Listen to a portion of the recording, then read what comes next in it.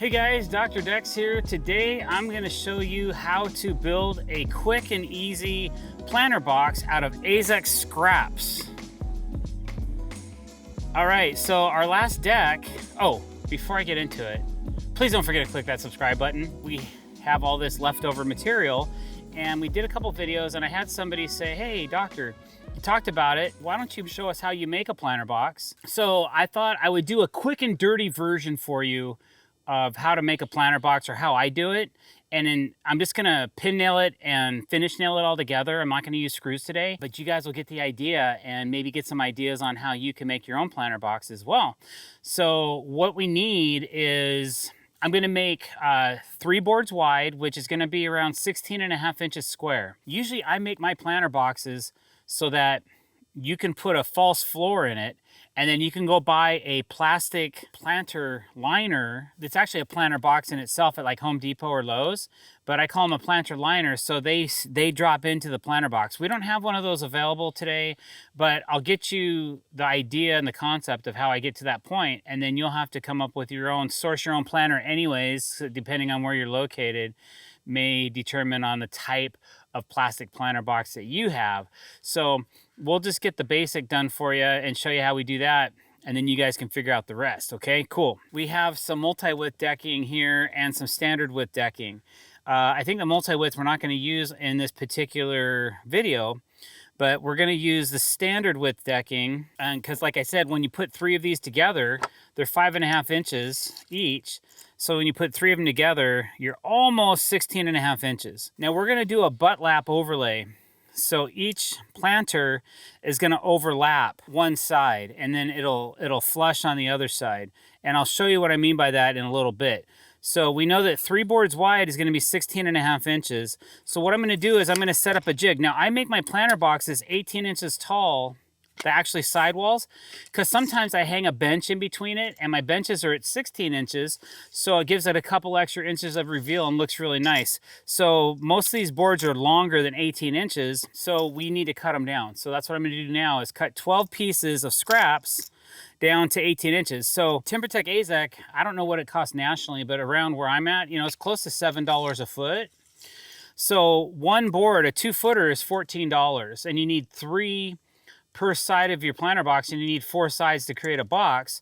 So you're going to be taking, let's pull out a calculator. If you're $14 per piece and you times that by 12, that's $168 for the pieces that you'd normally go out and spend, when if you have the scrap, hey man, saved a couple hundred. I charge like $350 for these planters a piece, because you got $200 in supplies by the time you're done, because we still have to make a top cap. So there's a couple extra feet. Well, that's another 4 feet. So at least. So there you go. Let's get cracking though, and I'll show you guys how we do it. So the first thing I'm gonna do, like I said, is cut these down to 18 inches. I'm just gonna go set up a jig really quick. All right, so I'm gonna take my scrap and I have to cut it down to all 8 down to 18 inches. I have a material jig here, a stopper that I need to set up. So I'm just going to take my first board and measure 18, because that's the height I want for my planter. And I'm gonna act like I'm gonna cut it, but I'm not gonna cut it yet. I'm just gonna get it ready to cut. And then I'm gonna bring this jig over, touch it, lock it down. Now I have a repetitive 18-inch cut that I can make several times over and over and over. So I need to make 12 of these. So that's what I'm gonna do right now. Okay, so now that I have my 12 pieces cut, I need to take 3 of them and set them up so that this will be our first wall of our planter box. And I'm gonna flip them upside down. And usually I would have a jig for this. I have a planter box jig somewhere. I just couldn't locate it, or I was gonna bring it to work. But we can just go ahead and fake it for now. So what I'm gonna do is I have some 1x4 cedar that I'm gonna use, and I'm gonna pin nail it to the back side of these 3 pieces to make them one panel. And we have to make 4 of these panels. And what's gonna happen is the next panel will stack in like this, or it can go like this. But one way or the other, it's gonna overlap. So I gotta make sure that I make my attachment pieces the right length. If you put them in the wrong spot, you'll have to probably trim them once they're installed, which takes more time and is a little bit more hassle. So if you just lay them out good, you don't have to worry about that. So the next thing we have to do is figure out how we're gonna attach these. Like I said, I have some 1x4 cedar that I'm gonna use. So we could also probably use even more AZEK so that it's more weather resistant. The problem is if you add this much thickness to the sidewalls of your planter box, the liner may not fit inside the box, which would be unfortunate. Then you'd have to line this with, like, I don't know, maybe some EPDM pond liner or something like that. So it's a different look. This way, the way I'm telling you how to do it, the planter will fit inside the box. So a little bit thinner profile for the side rails is good. So we're not gonna use AZEK for that. We're just gonna go ahead and use cedar. It'll still last a really long time because it's not gonna be getting wet. The next thing is I gotta take a measurement and decide what length to make those pieces of cedar. So I know I'm gonna be in at least 1 inch on this side. And over here, I gotta subtract for the thickness of the cedar as well. So with this butting into this, I'm 15.5. But if I don't subtract for the cedar, then you're gonna have an issue when you go to put the planter box together. So I'm gonna make my cedar pieces 14.5 inches. So I have a little bit of clearance in between the walls once this thing comes together. Okay, so let's cut those down. And again, we're gonna need 8 of those, 2 per panel, to put this together. So let's cut those down. Okay, cool. So we have our 8 pieces of cedar. These are considered a 1x4, but they're really a little bit thinner than a 1x4. And the nails I'm using are gonna be 1.5 inches. So I'm only really 5/8 of an inch. So if I use 1.5 inch nail, I'm gonna poke through all of this AZEK. So what I'm gonna do is I'm gonna angle my nails a little bit when I install them to make sure that I don't mess up. So I'm just gonna take a scrap and put it in here to make sure that I have the right distance. All right, so where do I put these? So I've basically got my bottoms flush, okay, like that. And then I have my piece of cedar. Now this board is going to butt into this one like so. So I wanna make sure that I have enough clearance on that. And then when the planter box comes together, this is gonna sit like this. So I have a little bit of clearance, which is good. About the right amount. You just wanna make sure you put these in the right spot. While you're at it, what you're gonna wanna do, you're gonna wanna measure the depth of this box and make sure that the planter liner that you get will work with the level of this. Because what we're gonna do is we're gonna put a little floor in here like so, and that's what your planter is gonna sit on, is this floor, okay? So you can use different thicknesses of materials to make sure that that planter is at the correct elevation once you set it inside of the planter box. So we've got everything exactly where we want it. I'm gonna use this Metabo HPT 18 gauge brad nailer to put these together. And like I said, if I don't put these on an angle, they're gonna poke through. So I got one on. I'm gonna make sure my 3 boards are tight together. I'm gonna go ahead and pop a couple nails in that. And then I'll do the middle. Okay, so it's half done. Nothing's poking through, so that's cool. Now here's the point where, okay, how long are you using these for a season? You want them to last forever? Normally I would put a couple screws in here as well, now that I have it tacked together. Because it's wood, you gotta like pre-drill and make sure you use the right length screws. They don't have to be monster screws. Probably 1.25 inch screws would work really well. Stainless steel would be nice. And once you have that, go ahead and put your top one in. And again, double check and make sure that your board's gonna fit. So that panel's done. You can see up here, it's a little out of whack. I can take this back on the chop saw and clean that up. So if I don't like the way this looks, then I'll just come back here and I can just take this like so and line it up to my blade. And I just wanna take off anything that doesn't feel right. Now I have a nice flat top for my top cap to rest on. Even shaved a little bit of the lumber off. You know, this panel, it's not bad. It's pretty sturdy. It's pretty sturdy. So, but adding a couple screws on here will make it like bulletproof, okay? So I gotta make 3 more of these and then we'll assemble this together.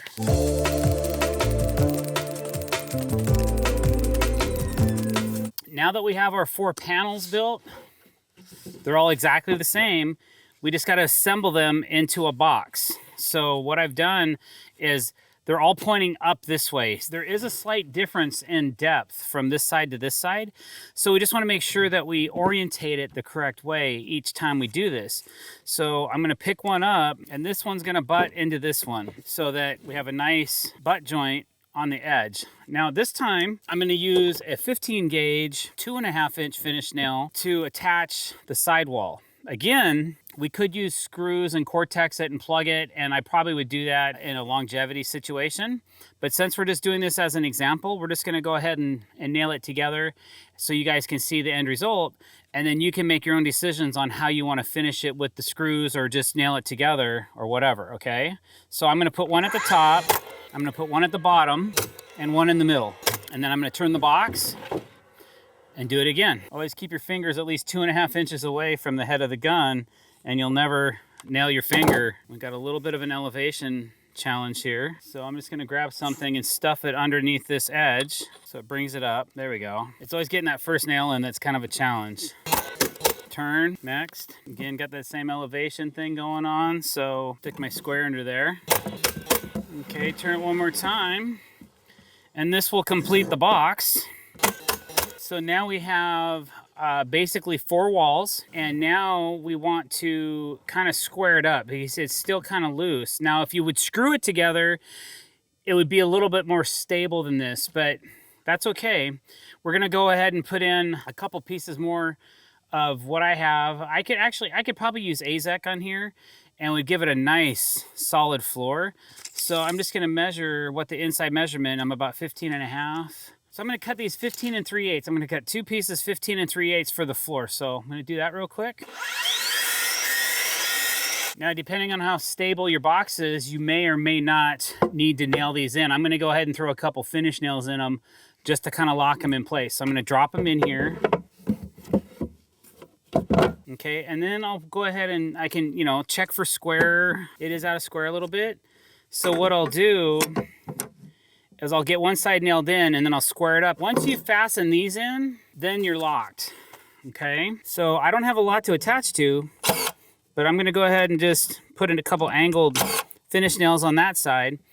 Now it makes sure you're square, however you wanna do that. Oh, there we go. That looks pretty good. Things moved well. So now I'm gonna add a couple nails on the other side of this. Now it's not moving. And then I'll just, for giggles, throw a couple this way. Okay, now I can go ahead and lock my other side in, and I don't have to square it again. It's pretty good. But the one quick dirty way to know if you're really square is measure from corner to corner. I'm 24.5 plus this way, and I'm 24.5 here. So I'm a 1/16 of an inch out, guys. Oh no, start over. Now my floor's in. The only thing left to do now is make a nice little top cap to go around the top of this, which means we have to do some miters, unfortunately, but that's okay. We'll survive. So I don't want the top cap to overhang the inside of the box because I want to keep this opening as open as I can, because those planter boxes, I think they're 14 inches from Home Depot. Okay, so the inside of the top lip is a 14-inch square, and I've got 14.25. That's why if I would have used AZEK up here, man, it would have been bad news. It wouldn't fit. And the only reason I'm telling you this, guys, is because I've done it. Done it before. Went to throw the liners in and they would not fit. I'm like, I had to tear the planter boxes apart and use thinner materials on it. So if you have some 3/4 inch PVC or something, or composite that you want to use, you can, to make these things like forever lifelong planters. But I've built planters like this that have lasted 20 years. If we want to have a 1-inch overhang on the outside, and I've got 1 3/4 inches and I want to add an extra inch, then I'm going to rip down a board 2 3/4. Lucky me, 2 3/4 is exactly half of a 5.5 inch wide deck board. So basically I can get 2 pieces of my top cap out of 1 piece of decking, okay, of standard 5.5 inch decking. So let's figure out the length. So if I'm 1 inch long on each side, if my box, the outside diameter or outside measurement is 17.5, I have to add 2 inches. So I need the long points to be 19.5 inches from long point to long point on my miters. So I'm going to make 4 pieces, 19.5 inches long, that are 2 3/4 wide, and that should be able to complete our top cap. So let's make that happen. So I'm going to go ahead and just use some multi-width and rip it down. That's what's cool about scrap, 2 3/4. I'm still going to get 2 pieces out of these short pieces that I normally would. What else am I going to do with it? So I'll rip these down. All right, so now I have my 2 3/4 inch wide pieces. Now I need to cut them to length, like I said before. We need 19.5 inches from long point to long point. These are being cut on a 45-degree angle. So I'm just gonna go ahead and cut one board at 45.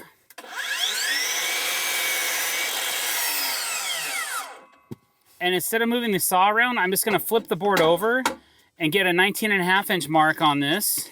And I'll eyeball this baby. Okay, that's where I wanna cut it. And I may go ahead and double check that. Make sure I like the length. Yep, that looks good. Okay, let's make 3 more of those. All right, guys, so we have our 4 pieces made for our picture frame for the top of our planter box. I usually assemble this as a frame first and then install it onto the top of the box. Now, I'm assembling this thing like for the DIYer too, so you can get yourself a cordless finish gun and make this happen, or you can use really high-end screws and really make it last. It's really up to you. There's several different ways to do this, okay? But for today, I'm gonna go ahead and try to finish nail these miters together, which I have a clamp right here. I think that might help. So let's see if we can't start this. What this is gonna do is it's gonna try to keep the board from, one board from moving when I try to run a nail through it. I'm gonna use these 18 gauge brads instead of a bigger finish nail too, just to see if I can pin these ends together. Cool, you could probably add a couple, because that's working very well. All right, so let's see how we did here. It's got a tiny little bit of wobble in it, but I think that's gonna help keep the miters together. So I like that. So let's try that again. I really like this, the small gauge nail really is less obtrusive. Okay, so I have 3 sides pinned together and I've got a 4th side. Now sometimes when you put this 4th side together, it doesn't look very good. And I would take this and recut it on the chop saw, but actually this one looks pretty good. So I'm gonna go ahead and call it a win and lock this together. Now you could use glue, you can use screws. There's lots of stuff that you can do to hold these miters together. We're doing the Mother's Day special though, so we're just gonna use pin nails. Okay. Awesome. You want to see something beautiful, guys? I mean, really beautiful. Look at that. All right, guys. So basically, now look, we've got a square planter box. We have a square top. And if the bottom is square but the top is still racked, we can actually rack it in with this if we're careful about how we do it. So now remember we needed that 14-inch clearance. I've got 14 and a 16th. So I probably made my top cap a little too wide. So remember we wanted that 1-inch overlap. So I'll just take one side and give it that 1-inch overlap. And this time I'm gonna take my bigger finish nails and I'm gonna nail it into the AZEK. So make sure you're at the right point where you put in your nails, because if you don't, it could be detrimental. So you got 1 inch here, 1 inch here. You better check your other side too and make sure it's where you want it as well, because once you pin one side, you're committed to where it's going, okay? So you gotta choose 2 sides that are connected when you do this. So you gotta make sure if I put my finish nail too far this way, it's gonna blow out and ruin my planter box. I like that. Now this is where if your planter box is out of square, you're gonna fix it. So I got a 1-inch overhang here and a 1-inch overhang here, so I don't have to worry about that. So I can go ahead and just lock it down. Now I just gotta finish my other 2 sides and we're done. Again, if you really wanted to, you could add a couple screws and Cortex it and it would really hold together very well. We built this whole planter box entirely out of finish nails, 2 different gauges, a 15 gauge and an 18 gauge nail. With 2 guns and finish nails, we were able to assemble this whole box together.